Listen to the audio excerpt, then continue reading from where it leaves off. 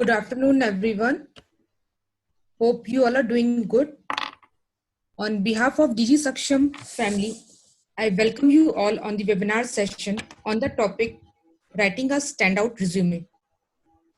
With the motto Learning for Earning, Seams Group initiated DG Saksham as a still developing wing.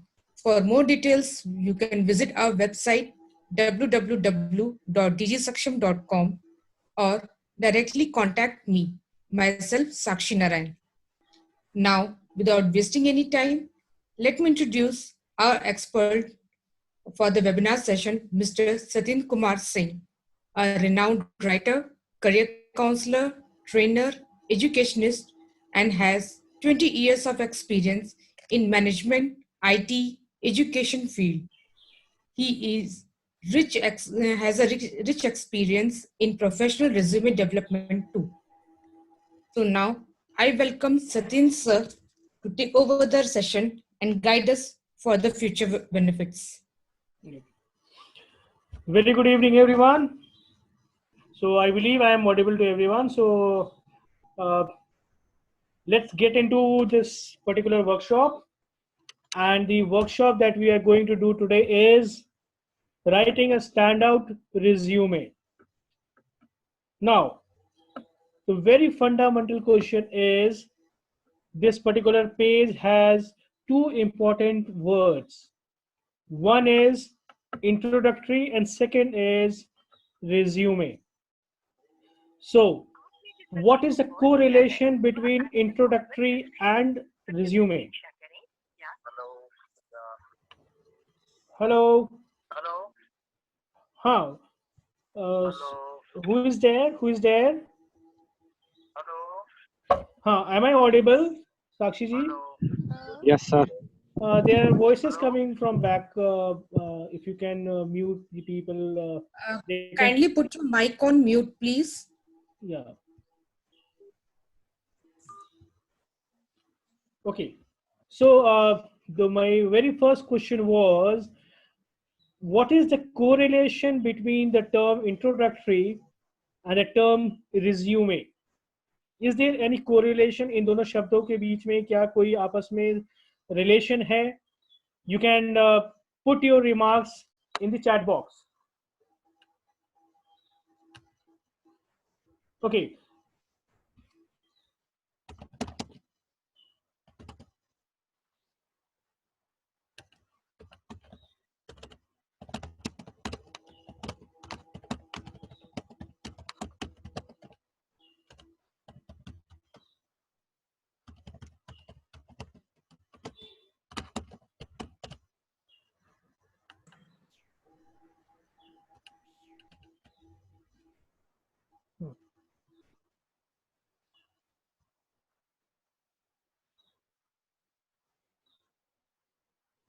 Okay, Martina Mashi has said both shows the information about ourselves. Okay, very good. Anybody else? Anybody else? Yes, come on, guys, come on. The more we interact, the better will be the show. Anubha, am I audible? Please put on the chat box. Samrat, you answered. Thank you so very much. My question was, is there any correlation between introductory term and the resume term? Term resume and term introductory that is mentioned on the very first slide.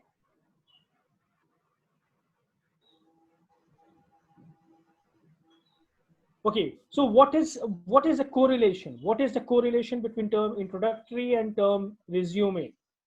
How they are correlated? Put it in the chat box. Put it in the chat box, please. Come on, guys. Yeah, you want to? Yeah, please. The answer right now. The term introductory and the term resume. Yeah, see, when you say resume, that's the curriculum vitae if you are considering. So in that case, that gives you detail about a person, career-wise or profession or qualification-wise. And introductory is something like you are doing it for the first time. It is you're introducing yourself or your workshop. When So you what's your good name, your sir? What's your workshop, good you name? talk about it. You give a What's little brief. So that's the resume. okay? What's your good name, sir? I'm Prabhat Pandey. Okay, Prabhaji, thank you so much for the answer. Uh, my take for this particular thing is like your resume, whatever the paper that you're carrying, whether it is a biodata or a resume or a CV, that will be taken care of in coming time. But these this term introductory is like the presentation that I'm going to give you today is the very first slide. Similarly, the document that you submit to the probable employer is in the form of a resume. Now we can classify it into CV or resume or biodata, but the very first thing that you submit to the particular organization is a document, and Correct. that document has certain key heads. Okay, so हम यहाँ पे ये कह रहे हैं कि जो आपका रिज्यूमे है, it is a very first document that introduces you to the probable employer. And जो रिज्यूमे हम यहाँ पे सबमिट करते हैं, it has to be a very outstanding one, because ये हमारा एक फिल्टर का बहुत इंपॉर्टेंट क्राइटेरिया है which I have seen across जितना भी अभी तक मेरा कंपनीज के साथ में जब हम रिक्रूटमेंट के लिए बात करते थे, तो वहाँ पे हम लोगों ने देखा कि जो रिज्यूमे है, जो आप डॉक्यूमेंट को वहाँ पे सबमिट करते हैं, वो एक फिल्टर का क्राइटेरिया बन जाता है. वो क्यों बनता है? It depends upon the layout that you are using, the contents that you have put in your resume, what are the facts and figures that you have mentioned, what should you have mentioned and what you should not have mentioned. There are various criteria. So resume, for that matters, means your personality. It reflects your personality. In the sense, you cannot take that particular document in a very casual manner. If you are making mistakes in your resume, if you're not putting your things properly, if you're not mentioning your complete details, so it means that you are carrying a personality which is a casual one, and no employer for that matter would like to entertain such person. So resume is a very good reflection of your attitude and your personality. So, my dear friends, we just can't take any chance on that particular document, which is an introductory document to the employer. So that ways, it is very critical and crucial and important that we build up a very strong competitive resume. It's not a document only, it's a competitive document which puts you ahead. अगर 1000 लोगों ने वहां पे अपने resume, biodata, CV जो भी submit किया है, अगर उसमें से फिल्टर करना है, तो मेरे पास पहला क्या होगा, मैं स्टैंडर्ड देखूंगा कि रिज्यूमे आपने कैसे लिखा हुआ है. उसके बाद मैं फिर उसके अंदर के कंटेंट्स और बाकी चीजों के ऊपर जाऊंगा, आप क्रेडेंशियल्स के ऊपर जाऊंगा, आपके स्किल्स के और एक्सपीरियंसेस के ऊपर मैं जाऊंगा. So this is the very first impression that you have to make. जैसे कहते हैं कि if you want to judge a person, see his or her shoes. उसके जूतों से हम उसकी पर्सनालिटी को जज कर सकते हैं. सही है, गलत है, it's altogether a different concept. But it is a common standard practice कि हम उसके रिज्यूमे को बहुत ध्यान से देखें और समझें. और अगर आप टेबल के इस साइड हैं और आप वहां पे अपने रिज्यूमे को सबमिट कर रहे हैं, you just can't take any chance, right. So ये फिल्टर करने से पहले ही हमें अपने आप को बहुत अच्छे से लेके चलना है. और ये कम्पिटिटिव जमाना है, और इस कम्पिटिटिव जमाने में हम कोई भी किसी भी प्रकार का रिस्क नहीं ले सकते हैं. सो माय डियर फ्रेंड्स, इसके ऊपर आपको बहुत ध्यान देने की आवश्यकता है. ओके, नाउ जो ये वर्कशॉप हम आज आपके साथ कर रहे हैं, इसमें आप ये समझ के रखिए, जो मैंने अभी आपको बोला, कि resume has been a very critical part of the recruitment process. Recruitment process means अगर इसकी डेफिनेशन की हम रिक्रूटमेंट प्रोसेस के टर्म्स की बात करें तो हम ये समझते हैं कि जो ऑर्गेनाइजेशन है, अगर वहाँ पे 1 2 3 4 5 वैकेंसीज निकल के आई हैं, सो वो कंपनी उसके बारे में आपको जानकारी देती है. So that term recruitment process is a very long process. It's just not like getting you engaged in the organization. It is a part process. So उसमें क्या है कि कंपनी आपको अपने यहाँ की ऑर्गेनाइजेशन के probable vacancies के बारे में बता देती है, और ये बताने के उसके लिए भी वो बहुत सारे रिसर्च करते हैं, और किस मोड से किस पर्टिकुलर लोगों तक वो चीज़ें को पहुंचाएंगे, वो उस पर बहुत ही मेटिकुलसली काम करते हैं. उसके ऊपर साइकोलॉजिकल कॉन्सेप्ट्स को देखते हैं, कैसे वो बेस्ट रीच कर सकते हैं, कैसे वो अपने एम्प्लॉयज को कम से कम खर्चे में लॉन्ग टर्म और अच्छे कस्टमर्स को, ये कैंडिडेट्स को प्राप्त कर सकते हैं. वो सारी चीज़ों को बहुत ही क्रिटिकली एनालाइज करते हैं, and they have a very experience team which includes the psychologists also. Clear? So अगर वो आपको ये डॉक्यूमेंट सबमिट कर रहे हैं, बता रहे हैं, एडवर्टीजमेंट फ्लैश कर रहे हैं, वेब पोर्टल्स पे डाल रहे हैं, सोशल मीडिया के थ्रू आपको बता रहे हैं, तो अपनी जानकारी वो आपको बता रहे हैं कि मेरे यहाँ पर ये वैकेंसी है, तो उसका एक पर्टिकुलर लेआउट एंड फॉर्मेट होता है which creates the interest in the candidate कि वो वहाँ पर अप्लाई करेगा. और उसके बदले में आप क्या करते हैं, you submit your resume which has to be the same at the same par. जितना उन्होंने रिक्रूटमेंट प्रोसेस में इन्वेस्टमेंट करी है, जितना थॉट उसके अंदर में इन्वेस्ट किया है, उतना ही ज्यादा मेहनत आपको भी करनी है. उनके पास मान लीजिए 10 कैंडिडेट वैकेंसीज हैं, 10 कैंडिडेट्स उनको फाइनलाइज करने हैं, लेकिन उनके पास सप्लाई कितने की है, थाउजेंड्स के ऊपर भी कैंडिडेट्स हो सकते हैं. So how are you better than those 1000 candidates who are going to put their resume for that recruitment process? So you have to understand that very critically, my dear friends. You have to understand it very, very clearly, and very critically you have to put in your efforts without going to take any chance. You don't have to any chance, and you can't actually take any chance for that.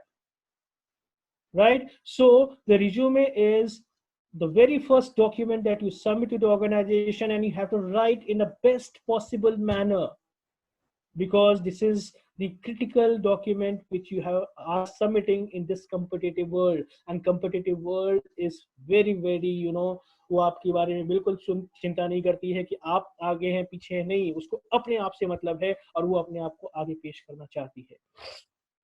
तो इसके लिए आपका जो अपना resume है जो आप वहाँ पे सबमिट करते हैं, वो बहुत ही प्रॉपरली वेल ऑर्गेनाइज्ड होना चाहिए और टेलर मेड होना चाहिए. टेलर मेड रिज्यूमे का मतलब ये होता है कि as per the requirements of the organisation आप उसके हिसाब से अपने रिज्यूमे के कंटेंट्स को डालते हैं.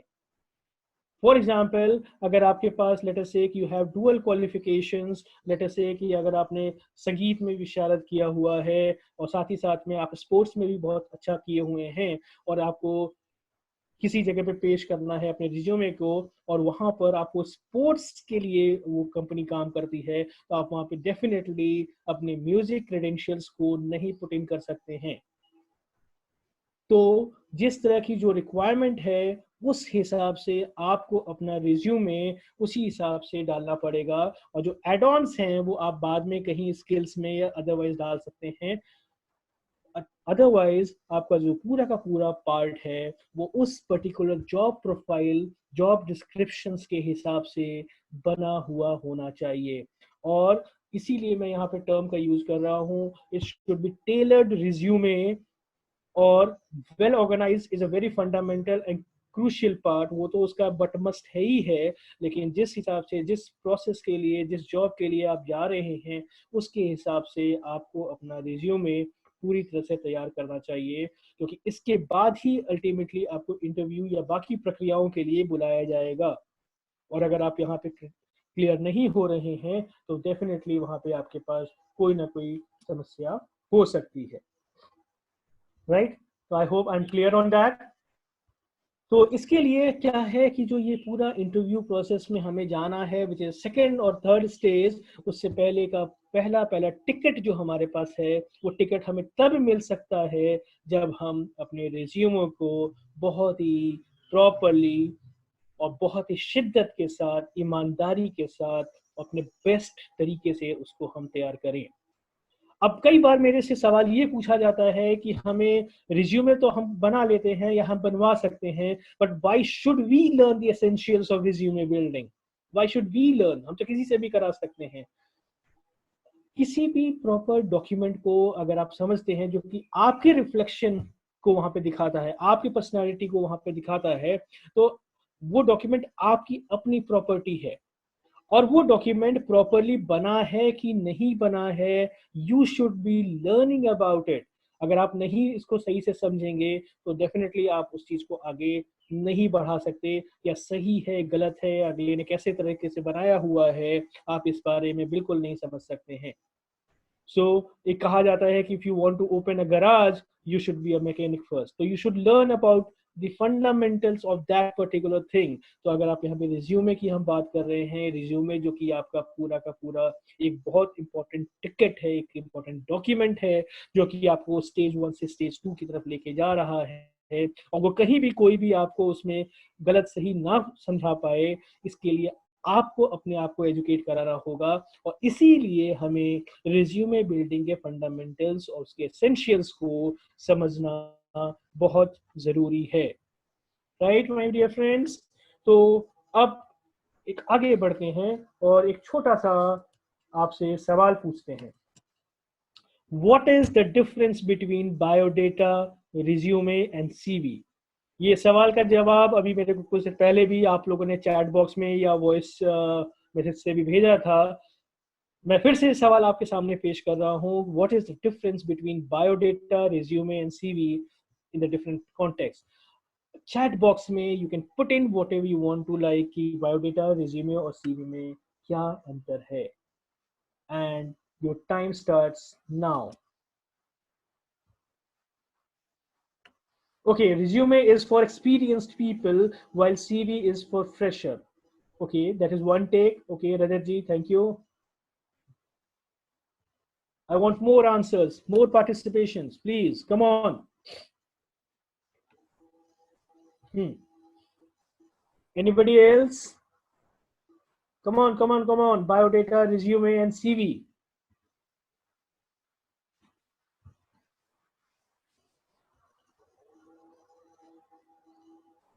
Okay, biodata is an obsolete terms. Okay, used more for marital purpose. Fine. Okay, that's one of the answers. Okay, great. Thank you, Anubaji. I think biodata is something, it gives you information about a brief introduction about you, Okay. what you have been doing. Curriculum vitae is something like it shows the progression of your career. It is designed in a manner which shows the progression. And Okay. resume is something, as you just mentioned, it's an introductory document. Okay. Okay. So that's what the difference I feel. Right, sir. Right, sir. Right, sir. Uh, Biodata is more about person, thing, not Yeah, it's about your data about that person.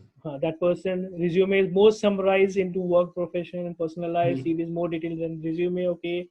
Biodata is Curriculum. more for fresher. Very good answers coming up. Thank you. Thank you. I'll just explain it to you. Yeah. Come up with your thoughts. Come up with your thoughts. जितना आप बोलेंगे, जितना आप चीजों को discuss करेंगे, उतना ही अच्छा होगा. Just put in your concepts, please. CV is more detailed and can stretch well beyond 2 pages. Fine. Biodata, basic information. Resume without much details, and CV is the detailed information about person's qualification and work profession. Very good, Hema ji, Shashikant ji, thank you so much. और बाकी लोगों के answers भी आ रहे हैं.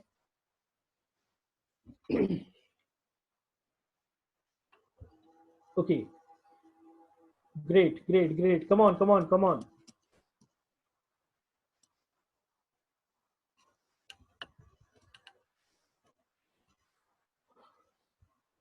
Right, guys. Right. So all the three gives information about us. The purposes are different. Very good, Anubha. Thank you. Thank you. Okay. Now, let us take it that way. Now, this is the term biodata. Biodata basically means the biographical data. And it is archaic terminologies for resume and CV. Actually, हर चीज का एक पूरा historical evolution होता है. So the very first thing was like biodata, biographical data, where the details of a person like date of birth, gender, religion, race, nationality, residence, marital status, likes, dislikes, etc. These were actually put up. और इसका basic purpose क्या होता था, it was like कि normally जैसे अभी कई लोग हम लोग कहते हैं कि हम मैरिटल स्टेटस के लिए या अपने शादी के पर्पस के लिए इसको सर्व करते हैं, देते हैं, जिसमें कि आप अपने कई बार तो ये भी तक मेंशन करते हैं कि आपके अंकल कौन है, आंटी कौन है, सिबलिंग्स कौन है, कौन कहाँ पे जॉब कर रहा है, कौन कहाँ पे कर रहा है. तो वो जो पूरी डिटेल है, जो बायोग्राफिकल डेटा है आपका, वो बायोडेटा के फॉर्मेट में हम लोग यहाँ पे बात करते हैं. लेकिन इसमें apart from these particulars, the personal particulars like date of birth, gender, residence, likes, dislikes, family relations and other things, इसके अलावा भी आपके chronological listing of education and experience भी आप मेंशन करते हैं. और ये जो बायोडेटा है, जैसे अभी कुछ लोगों ने बोला कि normally it is use for marital purposes या मैरिज प्रपोजल्स के लिए हम लोग इसको सबमिट करते हैं. So far so good, very good. Normally हम इसको इसलिए करते हैं कि we want to know about that particular person, उसके फैमिली बैकग्राउंड, उसके सारी चीज़ों को हम समझना चाहते हैं और किस तरह के बैकग्राउंड से वो आ रहा है हम उसको समझ रहे हैं. लेकिन कई सारे गवर्नमेंट जॉब्स भी आज की तारीख में ऐसे हैं वो जहां पर कि आपके बायोडेटा को ज़्यादा प्रेफर करते हैं. They don't go about like resume and CV. उनका एक स्टैंडर्ड फॉर्मेट होता है और उसमें आपको पर्सनल डिटेल्स ज़्यादा भरनी पड़ती हैं. इसलिए बहुत सारे गवर्नमेंट जॉब्स में हम लोग बायोडेटा का यूज़ करते हैं. और जहाँ पे कि रिसर्च प्रोजेक्ट्स के लिए भी बहुत जगहों पे हमें बायोडेटा का ही सबमिशन करना पड़ता है, जहाँ पे रिज्यूमे या सीवी की डिमांड उतनी ज़्यादा नहीं होती है. और बहुत जगहों पे आप समरी शीट्स भी मांगते हैं कि बस आप एक पेज में अपने डिटेल्स को या शॉर्ट प्रोफाइल को भेज दीजिए, which is almost as good as your biodata. So biodata is something like historical है, लेकिन हाँ अभी भी बहुत जगहों पे इसका यूज हो रहा है और गवर्नमेंट सेक्टर्स में या रिसर्च प्रपोजल्स या मैरिज प्रपोजल्स के लिए इसका हम लोग करते हैं. लेकिन क्योंकि आज का जो पूरा युग है, पूरा जो हम लोग बात करते हैं डिजिटल युग है, we are living in a global village, we are going international, many of the MNCs are coming to India, या people are going abroad. तो वैसे स्थिति में बायोडेटा का जो से है is comparatively low. तो वहाँ पर people are not actually worried about your gender or your religion or your age or something like that. They are actually looking for the candidate who can fulfill their requirements in terms of productivity and other credentials.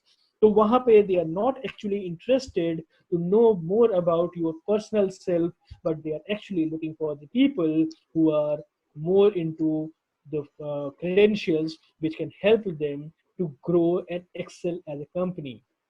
So biodata का अपना एक significance है, जहां पे उसकी आवश्यकता है वो बनाएंगे, but it is a very fundamental kind of thing. Biodata एक बहुत ही फंडामेंटल है.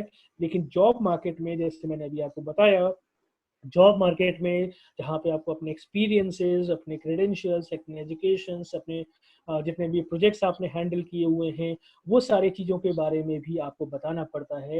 And biodata for that matter is not a proper document to submit.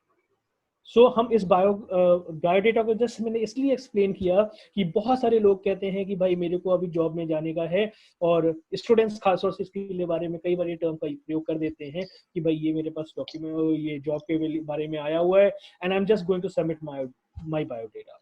So biodata for that term is not good. मतलब वो वहाँ पे हम लोग उसको शायद अवॉइड कर सकते हैं, या हम लोग गलती से कई बार इस टर्म को बोल देते हैं. तो हमें समझना है कि what is the difference between these terminology. Sakshi ji, अगर आप बाकी लोगों को म्यूट कर पाते प्लीज. सो इसमें हमें ये समझना है कि जो बायोडेटा है वो क्या है, और रिज्यूमे और सीवी के बीच में, इन दोनों के बीच में क्या बेसिक डिफरेंसेस हैं. We have to be very very clear about that. Okay, so moving ahead from biodata, next comes the resume. And resume is summary. जैसे लोगों ने कहा कि हाँ CV is a very detailed one, fine.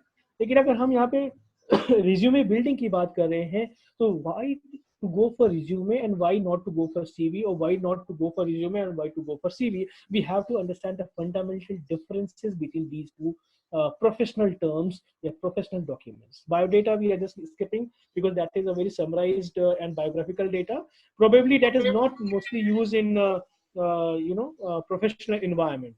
So we are just skipping that biodata. We are more going to focus on resume and CV. So resume is a French word which means summary. Summary of what? हम summary वहाँ पे किस चीज की देंगे? Summary obviously हमारा ये एक document है which is meant for applying for a particular job. And यहाँ पे जो हम जॉब की बात करते हैं, कई बार हम इसको न्यू जॉब की बात करते हैं. न्यू जॉब का मतलब क्या हुआ कि हम एक नई जॉब के लिए कर रहे हैं, फाइन. लेकिन ये जो नई जॉब है, whether you are a fresher or you are having certain kind of experience, वो जो नई जॉब पे आप जाने की कोशिश कर रहे हैं, वहां पर आपको अपना ये document which is summarised one you have to submit, जिसमें कि आपकी अपनी एजुकेशनल क्वालिफिकेशंस, अपने स्किल्स, अपने एम्प्लॉयमेंट की अपॉर्चुनिटी जो आपने किया हुआ है, जो आपने प्रोजेक्ट्स हैंडल किए हुए हैं और वो सारी चीजें आपको वहां पर समराइज्ड वे में डालनी है, बट समराइज्ड वे में डालनी है. And the moment you go for a detailed one, then obviously we have a CV kind of thing, right. लेकिन ये मैं आपको बता रहा हूँ कि what is the critical fine line difference and very visible difference between resume and CV. CV is a detailed one, resume is a focused one.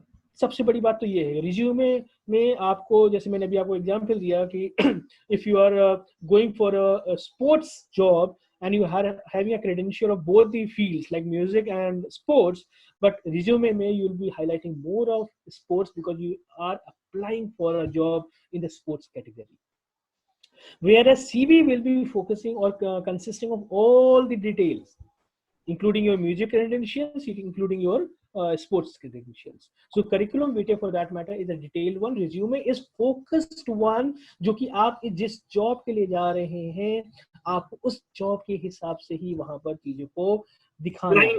Job in the sports category, right? Whereas CV will be focusing on consisting of all the details, including your music credentials, including your sports credentials. Yeah, CV you can mention everything. We'll be taking care of that. So resume for that matter details only the specific ones. Just read the third point.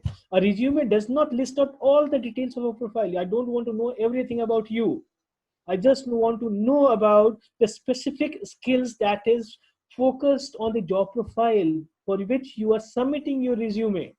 तो हमें वो specific skills आपको चाहिए. Sachin Tendulkar was also a very good football player, but we are not into it. Dhoni is obviously was a very good biker, but we are not focused upon it. हमें उसको वहां पे cricket के लिए चाहिए, तो I want his specific skills which are very much required for the cricket profile.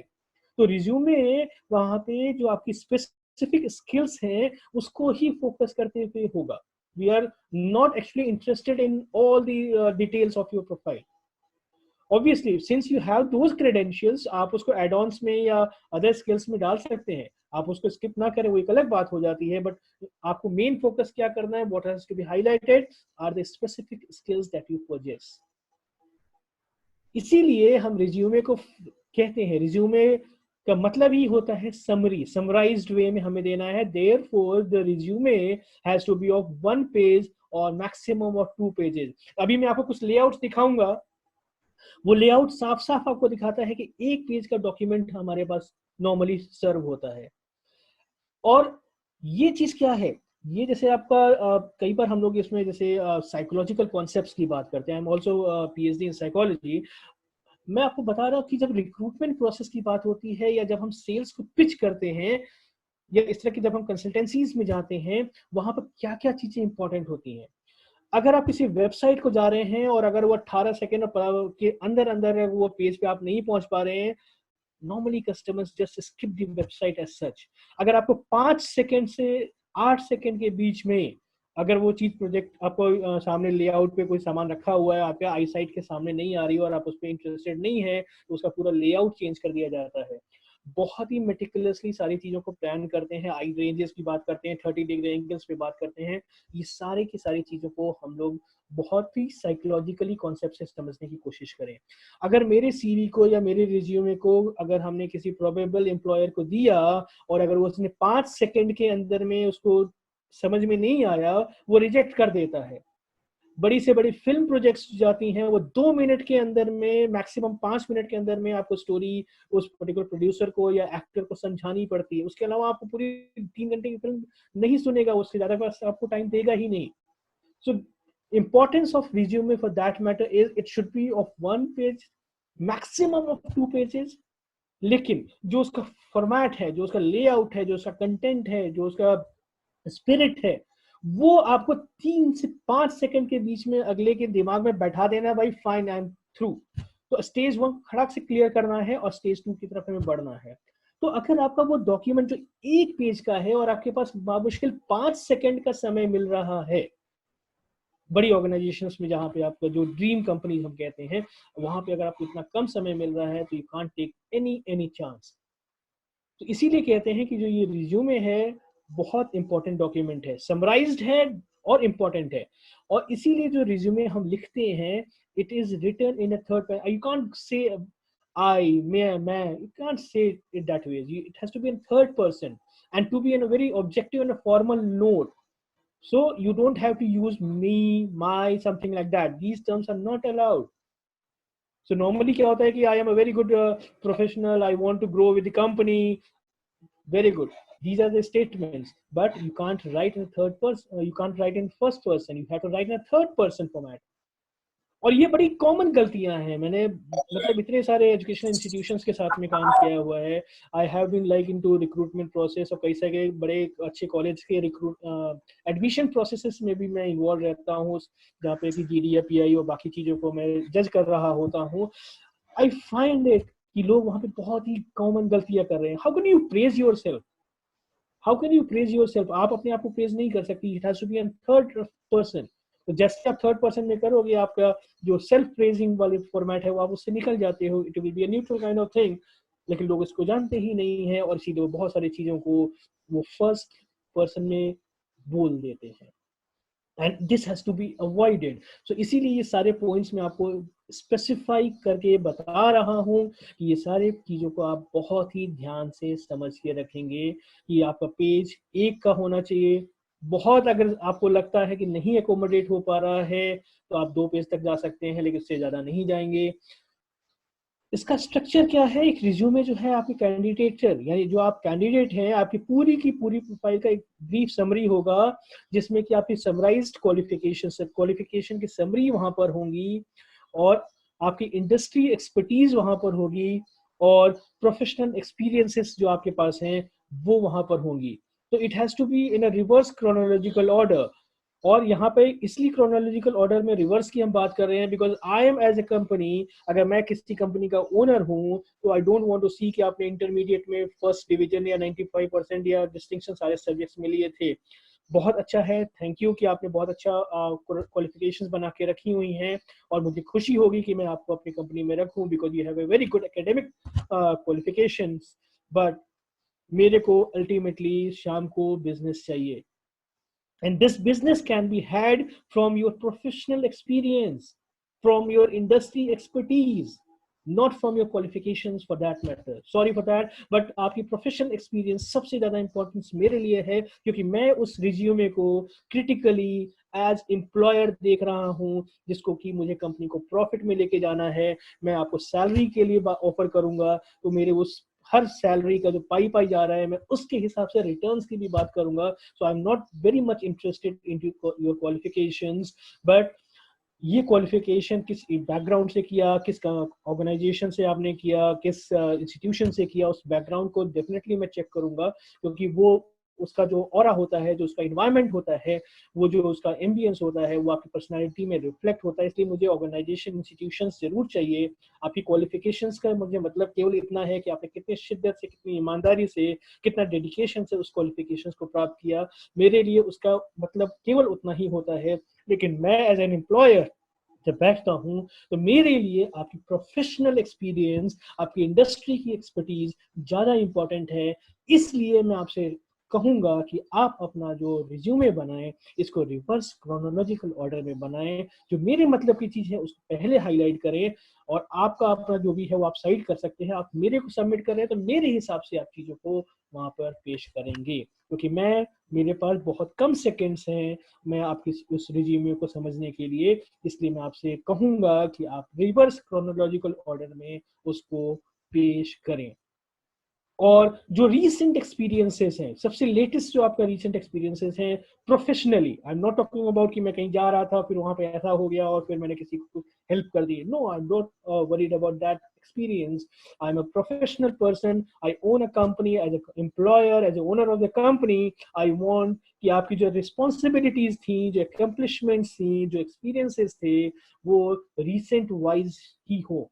सबसे recent मेरे पास के लिए हो, उसके बाद का फिर पीछे पीछे आप डालते जा सकते हैं, right.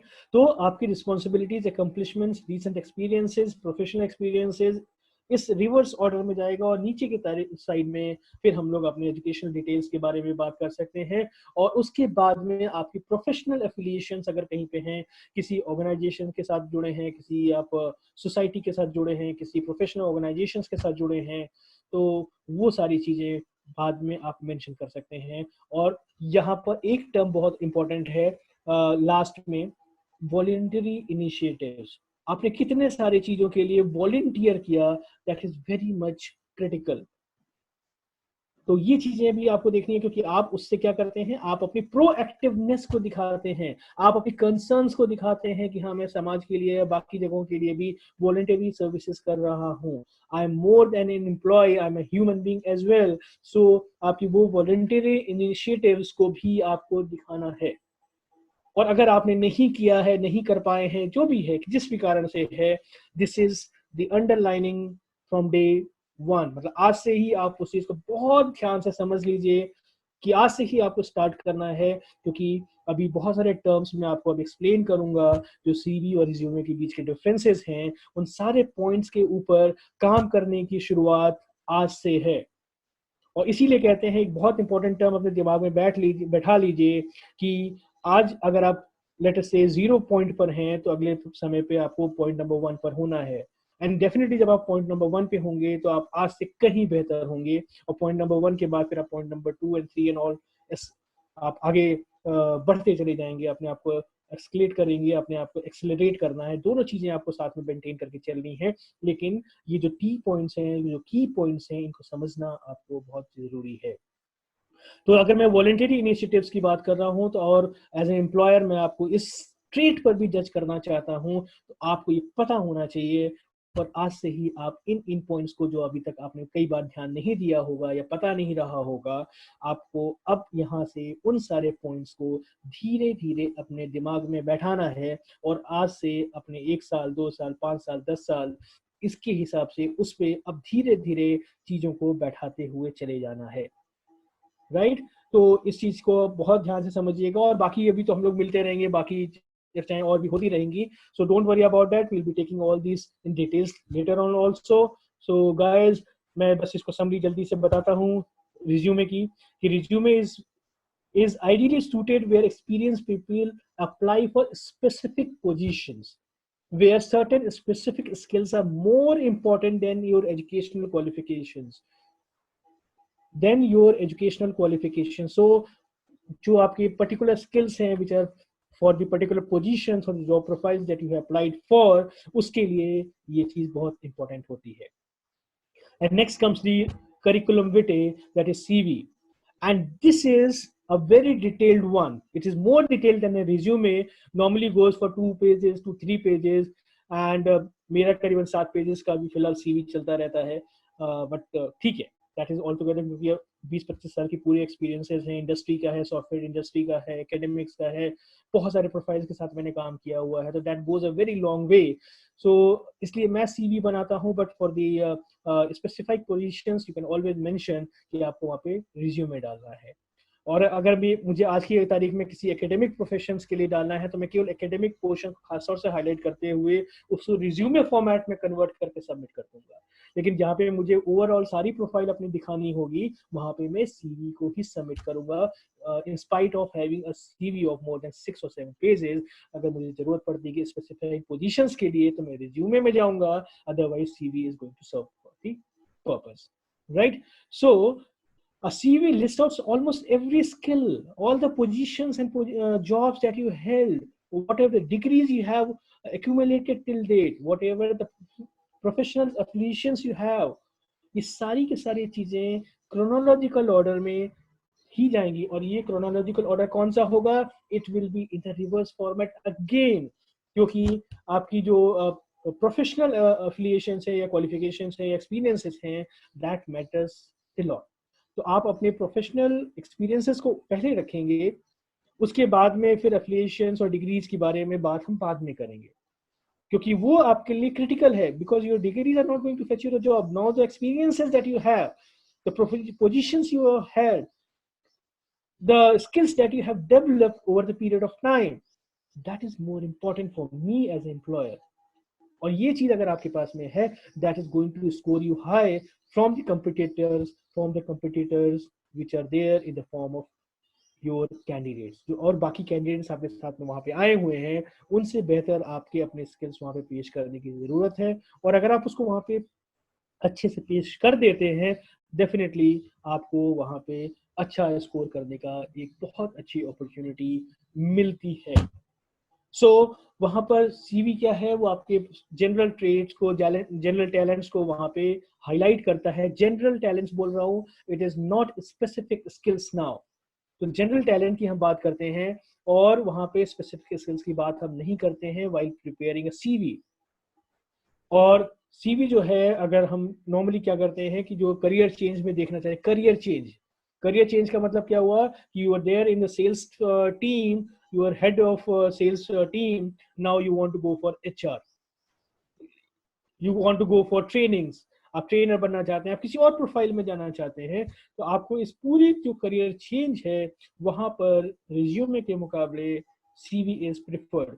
Resume for the same field, वो तो उसी फील्ड के लिए आप जा रहे हैं तो resume he will do better. But अगर आप करियर को ही चेंज करना चाहते हैं तो CV is the preferred document that way. और एकेडमिक पोजीशंस के लिए नॉर्मली सीवी ज्यादा प्रेफर की जाती है as compare to resume. So this is the take. और अगर हम ध्यान से समझें कि रिज्यूमे की जो हमने अभी तक बात करी थी, ये जो रिज्यूमे है इसको बिल्ड करना बहुत ही इम्पोर्टेंट है। और हर चीज ये समझ के रखिए कि जो रिज्यूमे है वो कंटेंट वाइज रिच होना चाहिए।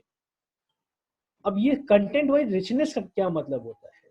कंटेंट वाइज रिचनेस का मतलब ये होता है, you don't have to specify each and everything, but it should be summarised note which should be covering all your deeds and skills in the minimum number of sentences. So richness of 10 second में, 8 second में बड़े से बड़ा जो आपका celebrity है वो आके उस प्रोडक्ट की एंडोर्समेंट करके चला जाता है। हम उस 8 सेकंड 7 सेकंड के अंदर में उस प्रोडक्ट को खरीदने के बारे में अपना मन बना चुके हो सकते हैं। तो बहुत ही कंसाइज्ड वे में वो सारी इंफॉर्मेशन वहां पे पेश कर देता है। सिमिलरली एक रिज्यूमे जो कि आप सबमिट कर रहे हैं, जिसमें 5 सेकंड के आसपास का समय नॉर्मली एक बड़ी ऑर्गेनाइजेशन का एम्प्लॉयर जो है या एचआर जो है उसको देता है, तो वो सड़क से उसको देखना चाहता है मिनिमम पॉसिबल टाइम में कि आपके कंटेंट कितने रिच हैं, कितने एक्सपीरियंस और स्किल्स आपने वहाँ पे मेंशन किए हुए हैं जो कि उस पर्टिकुलर रिक्रूटर के हिसाब से या एचआर के हिसाब से जरूरी है। So it has to be a very condensed format. Your resume should be containing the information in a very condensed format. और जितना स्किल्स की जरूरत है जो उस रेलेवेंस के उस टाइम स्पेसिफाई के हिसाब से या जो जॉब के लिए जो आप अप्लाई कर रहे हैं उसके हिसाब से जो रेलेवेंट है, जो एसेंशियल है, केवल उन्हीं की पॉइंट्स को हमें मेंशन करना है। We can't mention each and everything across, right? So resume building is a very scientific approach, it's a scientific process actually. तो इसमें बहुत सारी चीजों को दिखाना है कि हमें अपने राइटिंग स्किल्स यानी कि हम जो कंटेंट वहां पे डाल रहे हैं, it has to be grammatically correct, it has to be in a chronological order and it has to get into the psyche of the HR. उसके हिसाब से ही हमें बनाना है। तो we have to get into the vision कि भैया अगर employer हमारा ऐसा है तो हम एम्प्लॉयर के हिसाब से अपनी सारी बातों को वहां पे रखें, राइट। तो जिसको हम सर्व करेंगे उसके हिसाब से, उसी के थॉट प्रोसेस के हिसाब से, उसके लेवल पर जाके हमें अपने अपनी चीजों को पेश करना होगा। एंड वो ही चीज हमें केवल शोकेस करनी है जो कि इम्प्रेस कर सकती है और ये दिखाए कि आपका उस सेंटेंस में जो आपने अपने बारे में बताया है, जो स्किल सेट आपने बताई है, जो एक्सपीरियंस आप वहाँ पे पोर्ट्रे किया है, how it is better than the rest of the applicants.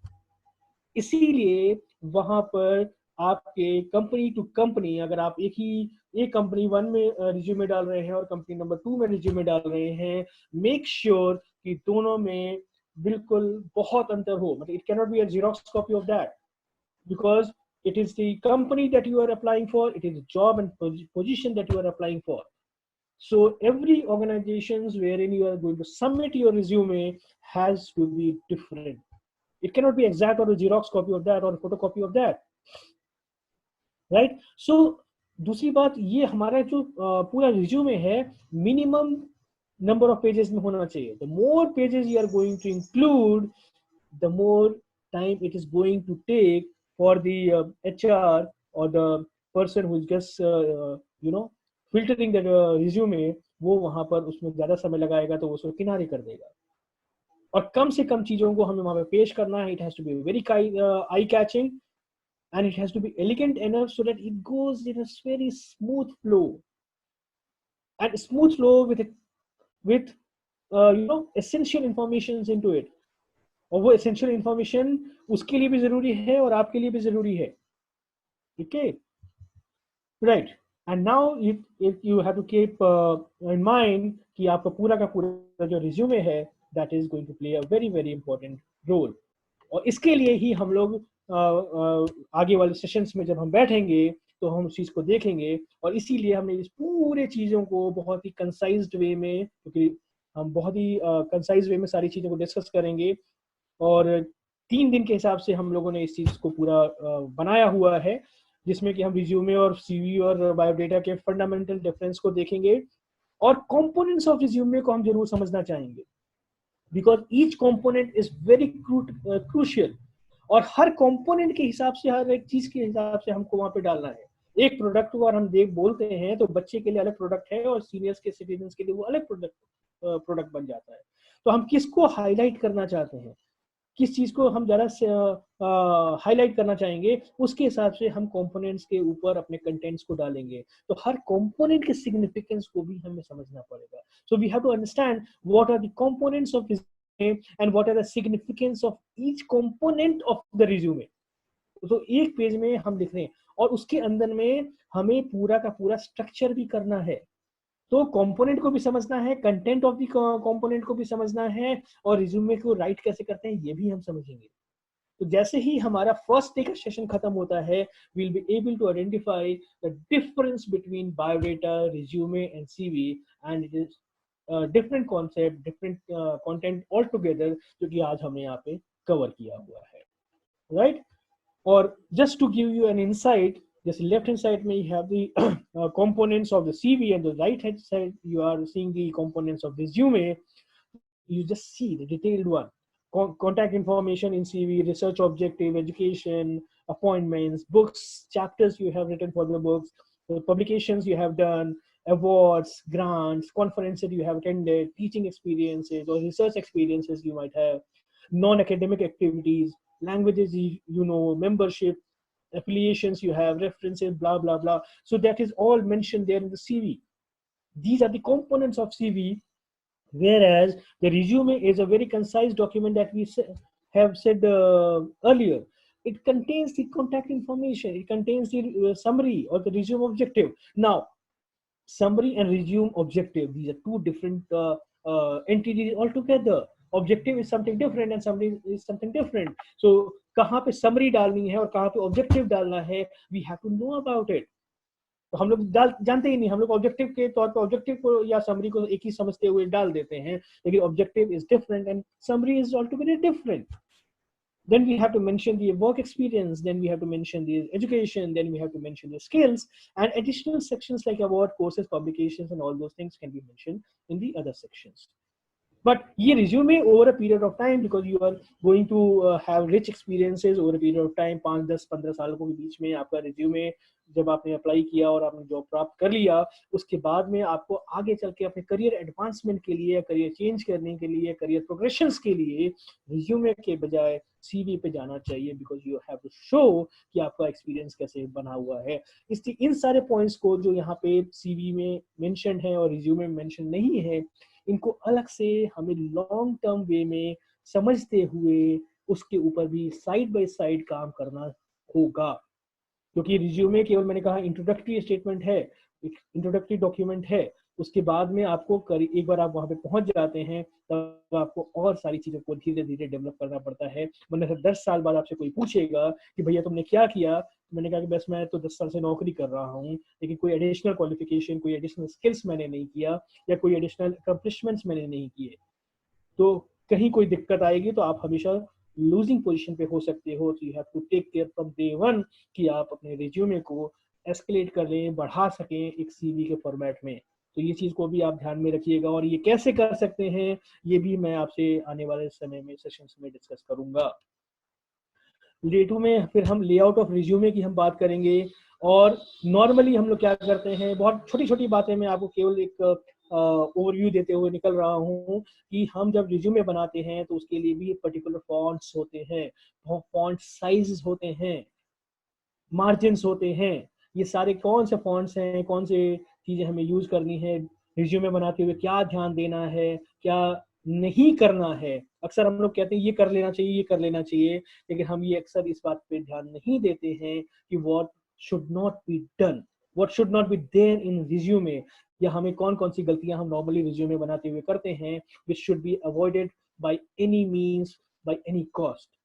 तो we have to take care of that. तो डे 2 पे डूज एंड डोंट्स को भी हम डिटेल्स में डिस्कस करेंगे, और हम आपको ये भी सजेस्ट करेंगे कि हर हेड के अंदर में what can be the probable contents that you can write, तो वो भी हमें आपको वहां पे हिंट करते हुए दे दूंगा, और बेसिक दूंगा, क्योंकि मुझे नहीं पता कि कौन किस बैकग्राउंड से है, किस प्रोफेशन के लिए आगे बढ़ने की बात कर रहा है, लेकिन what should be there ideally क्या वहां पे होना चाहिए, वो कंटेंट्स भी मैं आपके साथ शेयर करूंगा।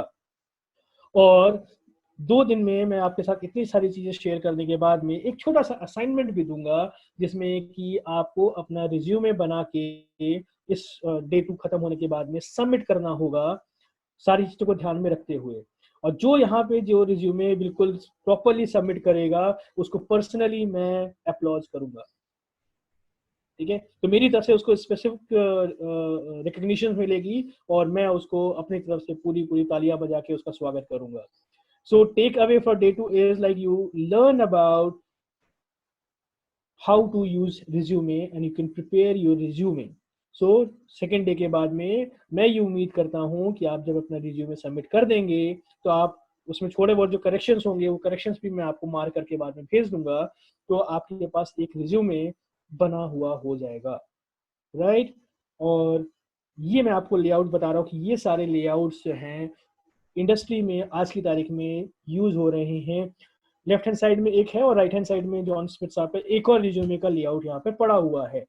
And this is one single pages document, एक पेज का डॉक्यूमेंट है, और सारी समरी और दोनों चीजें वहां पे मेंशन है। This is left hand side में एक अलग तरीके का लेआउट है, राइट हैंड साइड में अलग तरह का लेआउट है, which is normally use in professional organisations. अब जिसको नहीं यूज करना है, ये वाला फॉर्मेट नहीं यूज करना है, वो नहीं कर रहा है, एक अलग बात है। But as per the market trends, latest market trends, और जो कॉर्पोरेट हाउसेस वगैरह हैं, they are seeking these kind of formats, right. तो ये फॉर्मेट कौन सा यूज होना है ये तो मैंने आपको बता दिया, लेकिन कौन सा फॉर्मेट नहीं यूज करना है ये कई बार चर्चा में नहीं होता है, और ये मैं आपको बता रहा हूँ कि this is the resume format which should not be used. ये रिजेक्ट हो जाता है आज की तारीख में। अगर मैं पैनल पे बैठ के इस तरह के रिज्यूमे को देखता हूँ तो मुझे ना चाहते हुए भी मैं उसके क्रेडेंशियल्स को नहीं पढ़ पाऊंगा, मैं इसको राइट रिजेक्ट कर दूंगा, क्योंकि मुझे पता है कि इस व्यक्ति ने अपने आप को लेटेस्ट चीज, भले उसकी क्वालिफिकेशन अच्छी हो, उसे काम बहुत अच्छे किए हो, मेरी कंपनी के लिए बहुत अच्छा एसेट हो सकता है, लेकिन अपने आप को उसने ट्रेंड के हिसाब से नहीं मेंटेन करके रखा हुआ है। और ये लेआउट ऑब्वियसली मार्केट ट्रेंड के हिसाब से या जॉब मार्केट ट्रेंड के हिसाब से नहीं चल रहा है, so it has to be right outrightly rejected. So this is my dear friends, I just want to say ये जो resume का format है, these are the formats which are there in the market, और इसी हिसाब से हम लोगों को बनाएंगे. आपको भी ये लेआउट हम बता रहे हैं, आगे वाले आने वाले समय में डिटेल्स में डिस्कस भी कर लेंगे, और इस तरह का फॉर्मेट हमको यूज नहीं करना है.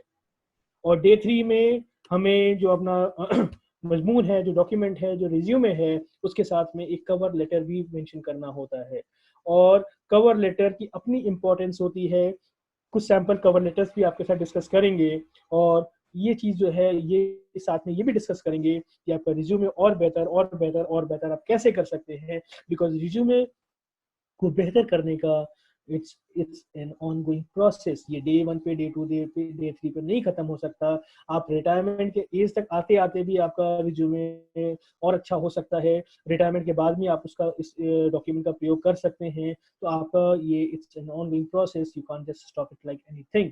आप उसको रोक नहीं सकते हैं, रोकना नहीं चाहिए, राइट. सो उसके लिए डे 3 पे हम ये सारी बातों को डिस्कस करेंगे कि how can you make it better. और टेक अवे क्या होगा, आपके पास रिज्यूमे जो हमने डे 2 पे बनाया था अलॉन्ग विद कवर लेटर, वो भी आप यहाँ पर तैयार कर सकते हैं. So that is all from my side dear friends. और any queries that you have, just you can put there in the chat box. You can mention there in the chat box, please. How was the show? How was the session? You can put in the remarks there also if you want to. And it was very nice to interact with you all guys. And मैं चाहूँगा कि आप जो भी queries हैं, I think it's hardly 5 minutes or so left, but 5 minutes में it is more than 300 seconds, so we can make the most of it. So I just want कि आप इसमें कुछ भी अपनी queries होती हैं तो मुझे जरूर share करें. Thank you so much. Thank you so much. All the best. Take care. Thank you.